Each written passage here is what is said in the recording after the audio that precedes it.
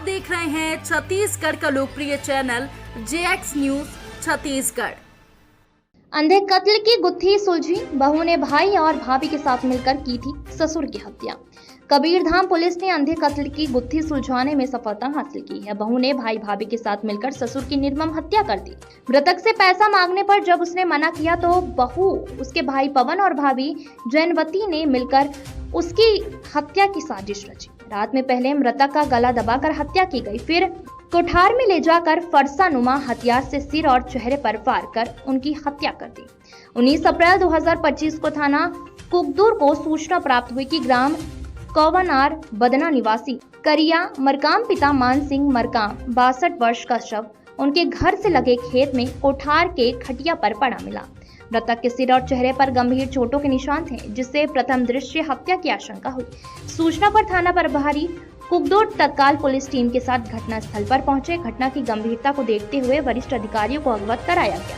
Scene of crime unit और cyber cell की team को भी मौके पर बुलाया गया। वैज्ञानिक ढंग से साक्ष्य संकलित कर रिपोर्ट दर्ज कर जांच प्रारंभ की गई। मामले की संवेदनशीलता को देखते हुए थाना प्रभारी निरीक्षक जेएल सांडलिया के नेतृत्व में एक विशेष टीम गठित कर बारीकी से जांच प्रारंभ की गई। टीम द्वारा तकनीकी साक्ष्य, mobile dump data, call details और घटनास्थल से प्राप्त साक्ष्यों का गहन विश्लेषण किया गया। साथ ही मृतक के परिजनों और गवाहों से मनोवैज्ञानिक तरीके से सघन पूछताछ की गई। पूछताछ के दौरान मृतक की बहू द्वारा शुरुआत में गुमराह करने का प्रयास किया गया, लेकिन पुलिस की सतत मेहनत, सूझबूझ और रणनीति पूछताछ के चलते बहू ने सच्चाई स्वीकार कर ली। आगे की पूछताछ में बहू ने भाई पवन मरावी और उसकी पत्नी जैनवती मरावी ने भी हत्या में अपनी संलिप्तता स्वीकार की।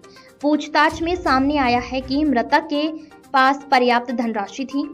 बहू के भाई को अपनी बहन की शादी के लिए पैसों की आवश्यकता थी।